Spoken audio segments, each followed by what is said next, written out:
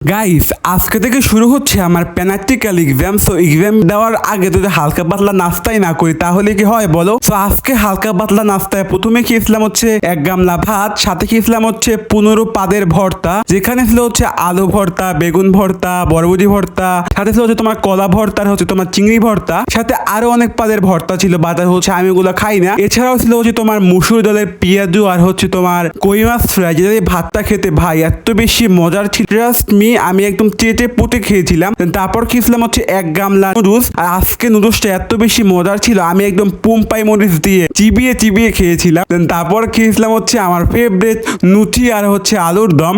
তারপর খেয়েছিলাম হচ্ছে আমার ফেভারিট নাসি, সাথে খেয়েছিলাম হচ্ছে 1 কাপ দুধু চা, সাথে খেয়েছিলাম হচ্ছে তোমার 1 বাটি থাই স্যুপ, যেহেতু হচ্ছে আমি ডায়েট করি। তারপর একটু ভাত খেয়েছিলাম মুরগির মাংসের কষা দিয়ে, সাথে খেয়েছিলাম হচ্ছে গরুর মাংসের লাড়া ভাড়া, যেটা খেতে অসম্ভব রকমের মজার ছিল। তারপর খেয়েছিলাম হচ্ছে কলা, জাম্বুর, আর হচ্ছে খেজুর, আর হচ্ছে তোমার পেয়ারা। তারপর একটু ব্ল্যাক কফি খেয়েছিলাম। তো এই তো খাওয়া দাওয়া শেষ করে আমি চলে গিয়েছিলাম হচ্ছে এক্সাম দেওয়ার জন্য, যেহেতু আজকে হচ্ছে আমার প্র্যাকটিক্যাল এক্সাম। তো এই তো লাস্ট বারের মতো সব ফ্রেন্ডরা হচ্ছে একসাথে বসে এক্সাম দিতেছিলাম। তো অনেক বেশি ভালো লাগতেছিল, আবার অনেক বেশি খারাপও লাগতেছিল, যদিও খারাপ লাগার তেমন কিছুই নেই, কারণ 27 সালে হচ্ছে আমার আবার দিতে হবে, কারণ আমার এক্সাম অসম্ভব রকমের বাজে হয়েছে। তো এই ছিল আজকের ভিডিও, তোমার কাছে কেমন লেগেছে অবশ্যই কমেন্ট করে জানিও।